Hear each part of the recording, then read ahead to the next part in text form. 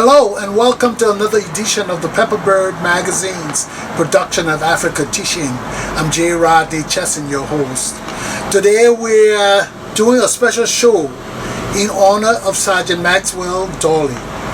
Maxwell was a member of the Liberian Community Association and the Liberian community. He served as a correctional officer at the Rhode Island Department of Corrections, and he was later employed as a police officer with the Providence Police Department. Maxwell was an affectionate officer. He cared about people in the community, especially homeless. There's a foundation here called Crossroads, where a lot of homeless people go for help and for food and for different things that they need to live normal lives. Max was always associated with that organization as a police officer. He was affectionate.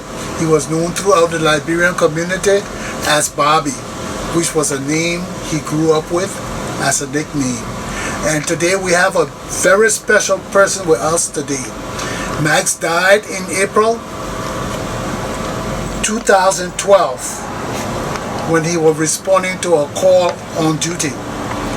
He had an accident, and we lost this great and gallant community member and law enforcement officer.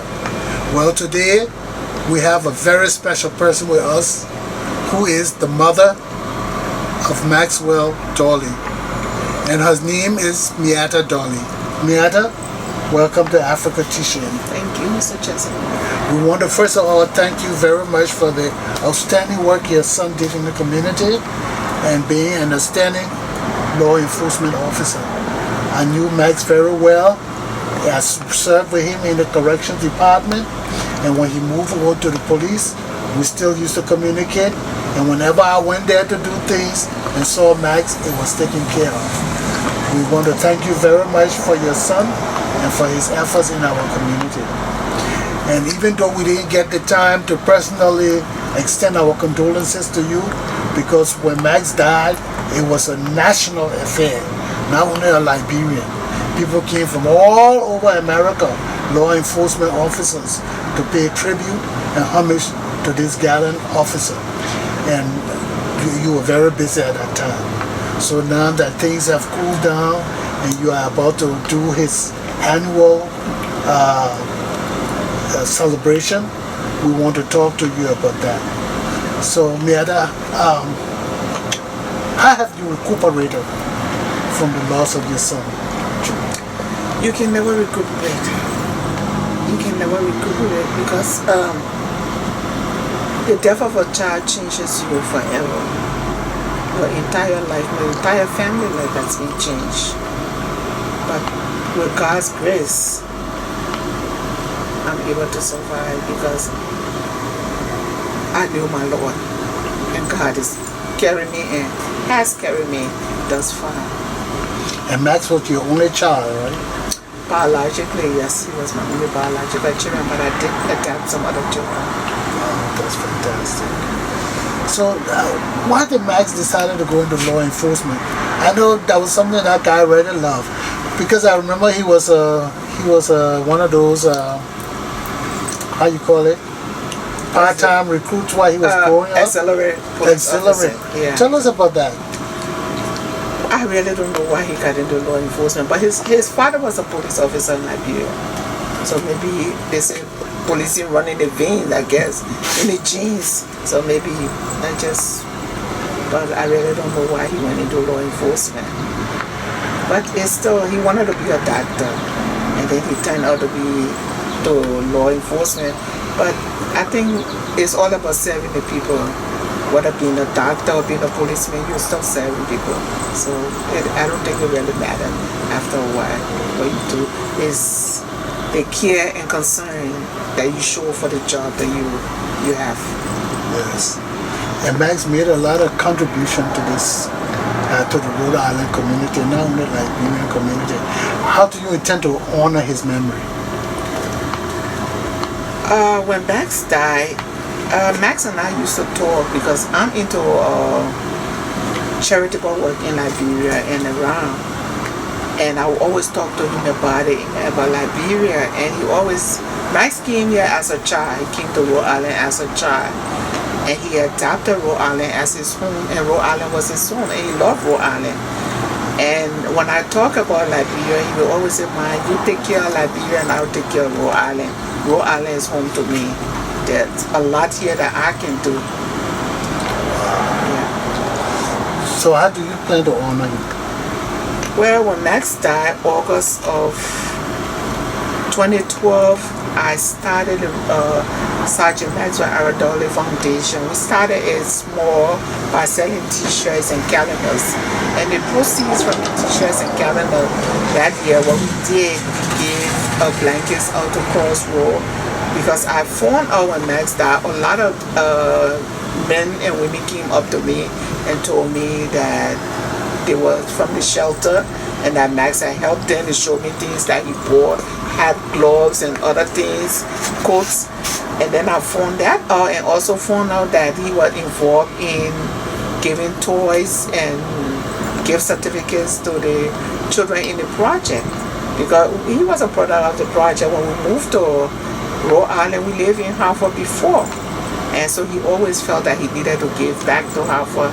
So I said, well, the proceeds from the foundation, from the calendars and t-shirts, we're going to do that. And we start giving Hartford, Child Brown, and we just started that in the foundation. Last year, we couldn't do anything because we had Cops Week in Washington. They had to ornament, and after that, it was too heartbreaking for me, so I couldn't do anything. But this year, on the second anniversary, we decided that my family got together. Since we have the foundation, everybody came on board, and we decided to do the first annual 5K walk in Max's honor, the Rhode Island, Max Dorley Foundation 5K walk, which will take place in September of this year at the Roger Williams Park, Temple of Music. And the proceeds from there, we're going to use it for the foundation. But what we have done, we got in partnership with the Rhode Island Foundation to start an endowment program, endowment fund for Crossroad. Because if Max loved Crossroad, and when I went to Crossroad, people there told me that Max was always there at least 2 or 3 times a week. So I said, well, if he loved Crossroad that much, so I went right over to the Rhode Island Foundation, and we started with endowment funds of $10,000 that to make sure that Crossroad always have something in Max's honor. Wow, that is fantastic. And this is one of the first group of Liberians who have made an endowment to any organization in Rhode Island. And a $10,000 endowment goes a long way. That's a great accomplishment. Now, did they tell you what sort of things that money would be used for? Well, as long as it go to Crossroad, for the homeless, for those battered women, for men that seeking shelter, for children, because Crossroad kind of covers the multitude of everything that we do. We even have a feeding program in Africa. We have a scholarship program in Africa. But Crossroad, when you see Crossroad, is like a bridge that covers everything. When I found out and I spoke to Christine Luke, at Crossroad, and then she gave me some of their brochure, which I read up, and they covers everything. They covers shelter for battered women, for people out of job transitioning, home, whatever, meeting apartment, everything. And so we just felt at Crossroad, although Mount Pleasant is a scholarship program, we also have, and we are praying to God that we raise enough money to start another endowment program for Mount Pleasant, because we're going to make sure those two, Mount Pleasant and Crossroad, have the funding that we can afford. Well, the little that we get, it's not how much you can give, but if you're so genuine and compassionate about what you're doing. And like I said, Max was my biological child, and I don't think you can put a price to a child. A parent can never put a price to a child. So what sort of thing you have in Mount Pleasant? Right now, we have a little scholarship program for them, and we hoping to raise money. We are hoping to raise another $10,000 so we can start endowment program for Mount Pleasant also.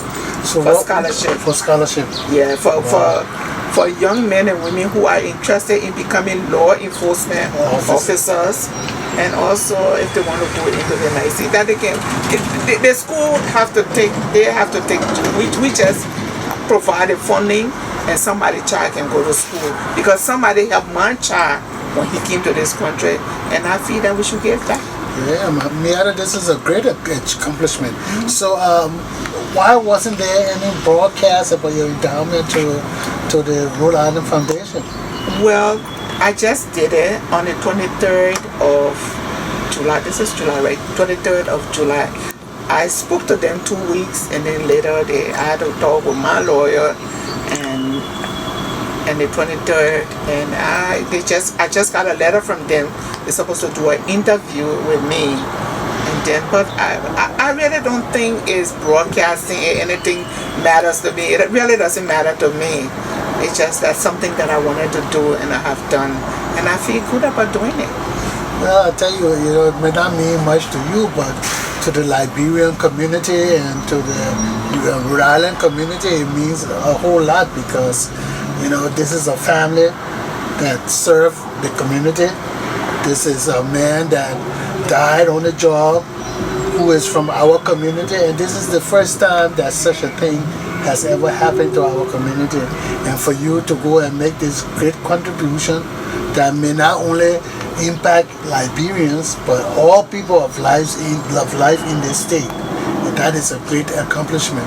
And we want to thank you ever so much, and let you know that we recognize your efforts, not only for Max but for all Liberian people.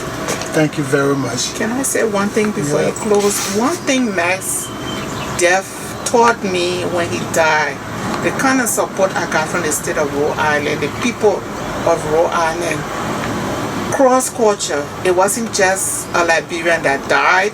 It wasn't an African or a black person that died. Everybody showed love and concern, and that touches me. And to me, giving back, you don't have to just give. It's not about me anymore. It's about the people that cares about him and the people that he cares about. To me, that all that matters now. It's not who he was or who he gave back to, but they show me love. And I'm only giving back what they gave me, what they showed me. Yeah, but I also hear that the Liberian community is trying to buy a building that they're going to name the Sergeant Maxwell Dorley Foundation building. No, they're going to name it after him. Yes, they're going to name it after him. Maxwell Dorley. Like I said, it once again goes to show that people are still showing me love. That they genuinely love my son and care about him. So anything I can do, if I have to go out there and raise money and do something to help somebody, I will do it. And this is my mission. Since he died, I have taken on a new course. Like I said, my life changed. April 19, 2012, my entire life changed. The life of my grandchildren, my daughter-in-law, my family life was changed. My father was heartbroken when his grandson died. He died. My sister died. My father died 2 months after Max's death. My sister died 3 months because my sister and Max had the same birthday, and she loved him so much. My father loved him, and he was so heartbroken. He died.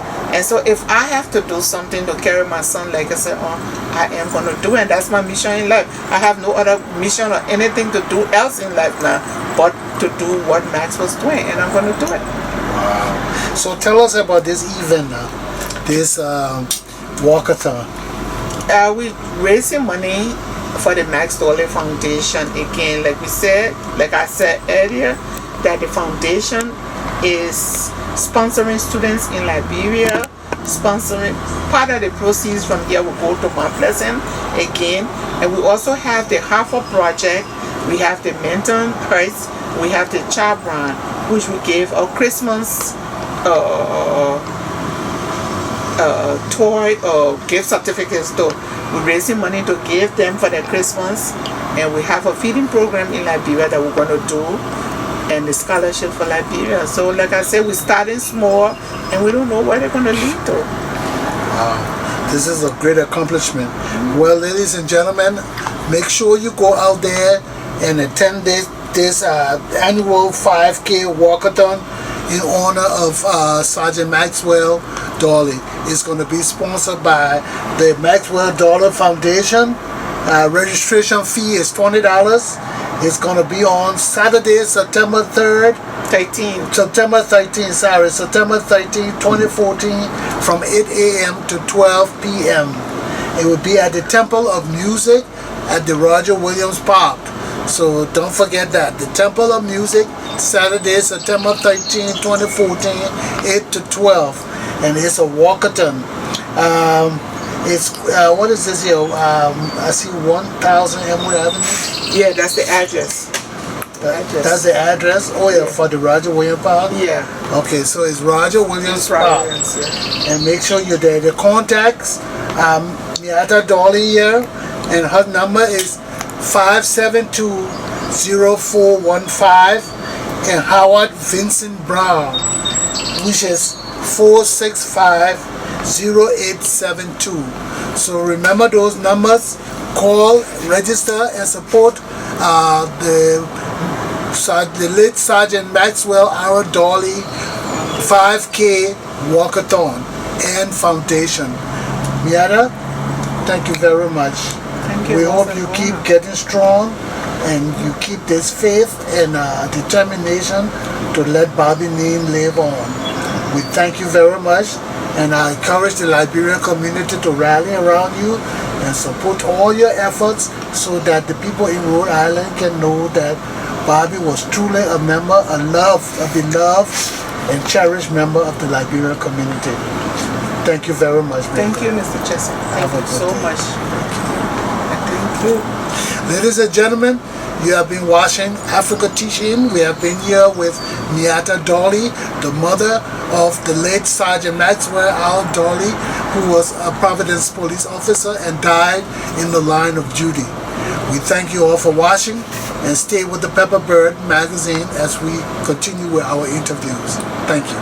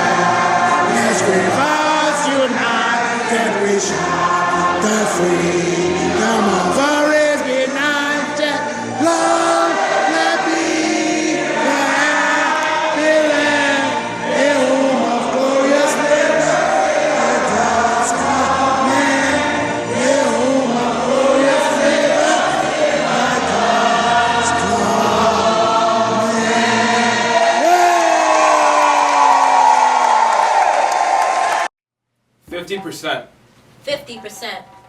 50%. Did you know that if you're between the ages of 18 and 35, you're 10 times more likely to die from a car crash?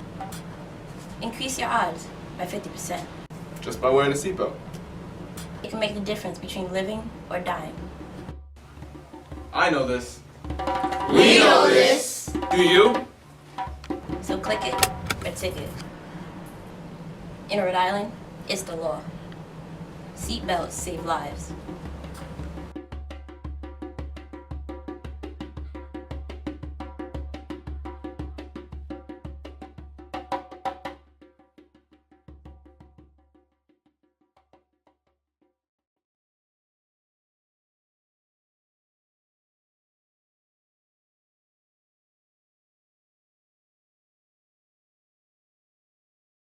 Hello and welcome to another edition of Africa Teaching, a production of Pepper Bird Magazine.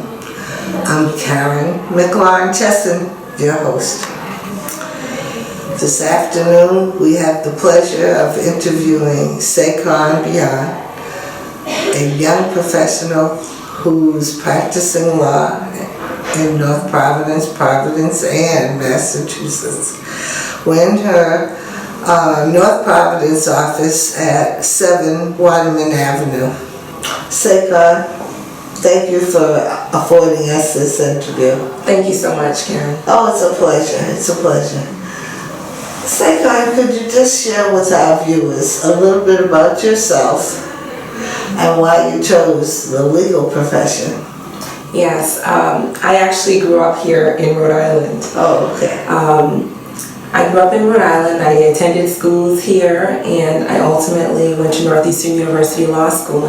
Okay. And started my practice back here in Rhode Island. Currently, I have a general law practice. I own my own business, and I have an office here in North Providence, as you mentioned, and a satellite office in Providence.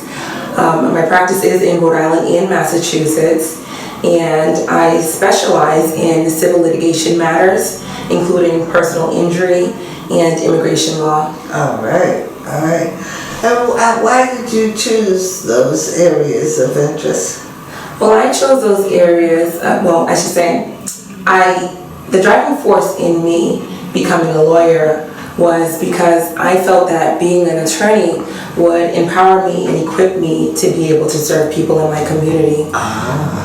My parents came here from Liberia, West Africa as immigrants, and they were not afforded the same opportunities as myself and my siblings. I see. And I watched them work tirelessly just to provide a better life for us. And so it was very important for me to become an attorney because I wanted to be able to give back not only to my family but to people in my community who I also watched struggle.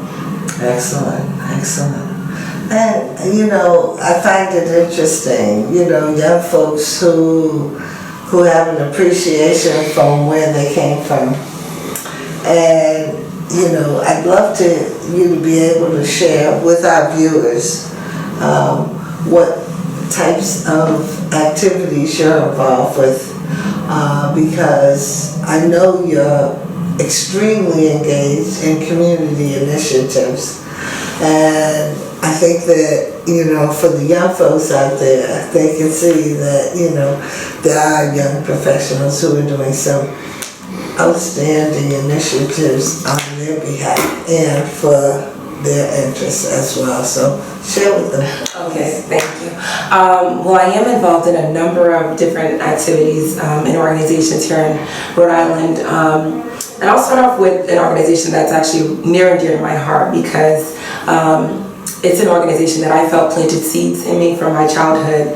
And so now I have the privilege of serving as a board member for the Rhode Island College Crusades of Rhode Island. And that organization is basically geared towards supporting young people, high school students and middle school students prepare for college. And even besides helping them to get ready for college, the organization also focuses on preparing them for their professional careers thereon after. Excellent. And so that's one organization that I'm involved in. I'm also involved in the NAACP Providence chapter. Okay. And I serve as the Legal Redress Committee Chair member. And with that position, basically, I handle the complaints that come into the chapter regarding discrimination, be it employment discrimination, housing discrimination. And so those are some of the issues that we deal with. I also serve as a board member for the Rhode Island Black Business Association, which is a relatively new organization that was founded by Lisa Ranglin here a few years ago. And that organization provides support and networking opportunities for Black businesses in Rhode Island. I serve as a member of the National Coalition of 100 Black Women. Excellent. And that organization basically also supports and empowers Black women and their families in the areas of education, health, and economic development. All right. And last but not least, like you mentioned, and I previously mentioned the fact that, I'm a Liberian young woman in Rhode Island. My community is extremely important to me, and so I do serve as a member and sometimes a legal advisor for the Liberian Community Association of Rhode Island. Excellent, Lisa. And now, Saikon, I have a quick question for you. Why did you choose your area of interest, immigration and personal injury? I chose those areas because I wanted to help people. I previously worked as a civil litigation associate at a large firm in which we handled cases for large corporations, basically faceless corporations. And what do you call faceless corporations? When I say faceless corporations, I mean that I really didn't have the opportunity to have that one-on-one client interaction. Okay. And really feel that I was impacting people's lives individually. Okay. So when I started my own practice, I knew that I wanted to help people and help people who were hurting. So namely victims of personal injury, whether it be automobile accidents or slip and falls, dog bites, and so forth. And then also with my background and my ties to foreign communities, be it the African community, even Latino community, and Caribbean community, I felt that I would be able to help by being an immigration attorney that could assist them with the process when they come to the country and helping them get situated. Adjusting. Correct. Yeah, great.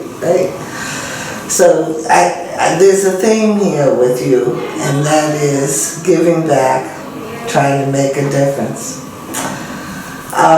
What advice would you have for a young person who's interested in practicing law in the state of Rhode Island? In the state of Rhode Island? Well, I would advise them to do internships. For me, growing up in Rhode Island, I was always very proactive in finding out information about opportunities. So I would really encourage, the youth in our communities to go out and pursue internship opportunities, which I had the privilege of attending Northeastern University, which has an amazing cooperative learning curriculum.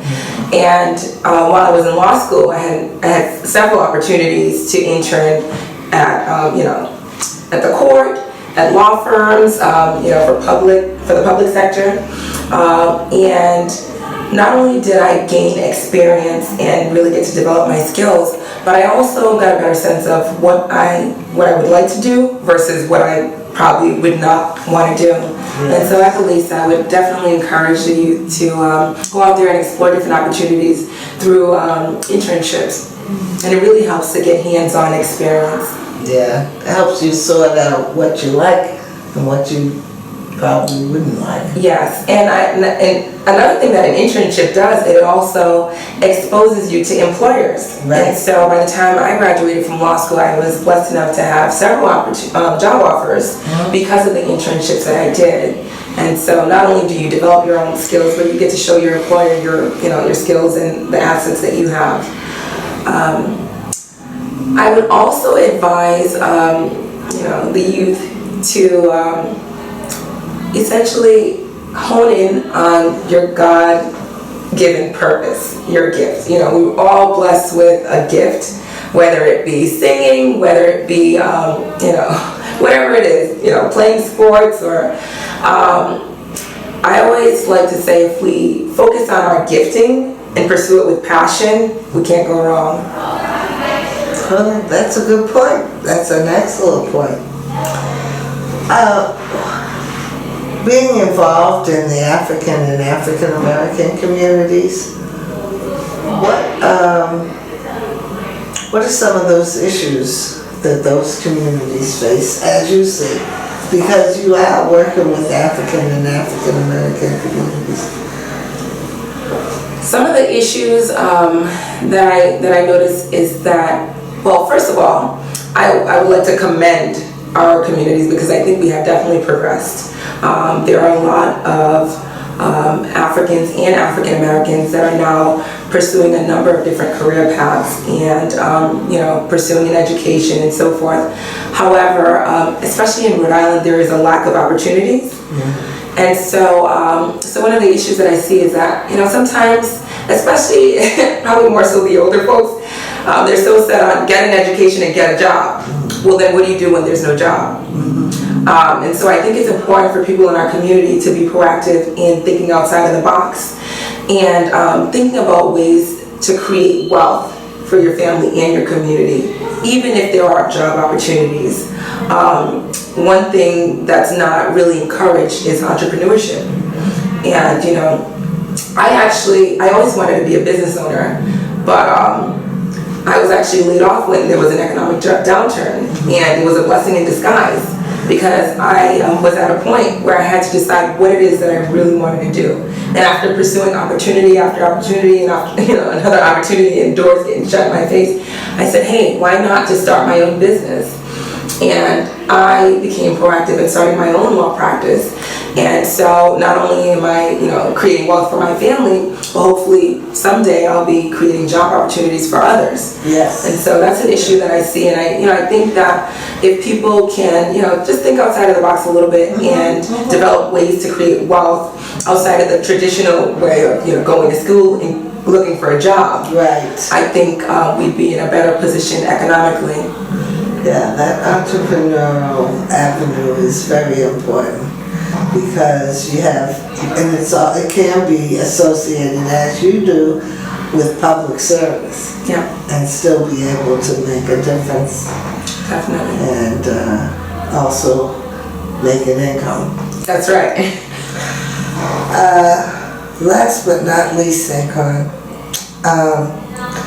I've been very impressed with all the things that you've been involved with. I've been impressed with the fact that you are a young professional. Could you share with our viewers what are some of those challenges that you face as a legal professional? Well, one of the challenges that I face, which I kind of already hinted at in a little bit, is the lack of opportunities in Rhode Island and even New England. Of course, New England has the best schools here, and a lot of people I see, they come here and they go to school and then they leave. Yes. And so I would say one of the challenges that I even faced was deciding whether or not to stay in Rhode Island, despite the economic stance. But because of my ties here and because of my commitment to Rhode Island, my commitment and dedication to Rhode Islanders, I decided to stay and be a part of the solution, hopefully. Right. And so that's probably one of the biggest challenges that I've noticed. And so, I encourage other people to stay here and think of ways that we can help Rhode Island be a better place for, for future generations. Right, right. Now, is there a Black legal professional organization in Rhode Island? There is the Thurgood Marshall Law Society here in Rhode Island. And so, yes, there is. And that involves young and older legal professionals? It does. It does. I will be honest in saying that I have attended a few of the meetings. I'm not currently a member, but I mean for law professionals here in Rhode Island, I would definitely encourage you to get involved in as many organizations geared towards helping you in professional and personal development as possible, including the Thurgood Marshall Law Society. Wow. So, in conclusion to our interview, I'd love to ask you if you have any parting words for our viewers in reference to, young people specifically who may be interested in pursuing a career of law. I'm sure it's not easy. You clearly have 3 years of law school after your 4 years of undergraduate degree education. But perhaps in closing you might want to share a few parting words. Sure. Some core values that has always been important to me is my faith in God and my commitment to my family and my community and just working hard. And those have been the things that have helped me develop into who I am today. So I always believe that the only limitations that we have are those that we set for ourselves. And so, I mean, I don't mean to sound cliche, but I would encourage everyone to just take a step out of your comfort zone and a leap of faith, and don't limit yourself, and you'll be able to accomplish anything that you put your mind to. Wow. Well, thank you for sharing your views, and thank you for sharing your experiences in Rhode Island and in your world with us today. Thank you so much. Thank you. It's been a pleasure. It's been our pleasure. And thank you for watching another edition of Africa Teaching. We hope that this edition helped you to have a little bit more insight on some of the issues faced by young professionals in the state of Rhode Island, especially Black, African perspective. And we hope that you enjoyed this edition. So thank you for watching, and hopefully you'll watch out for us next time.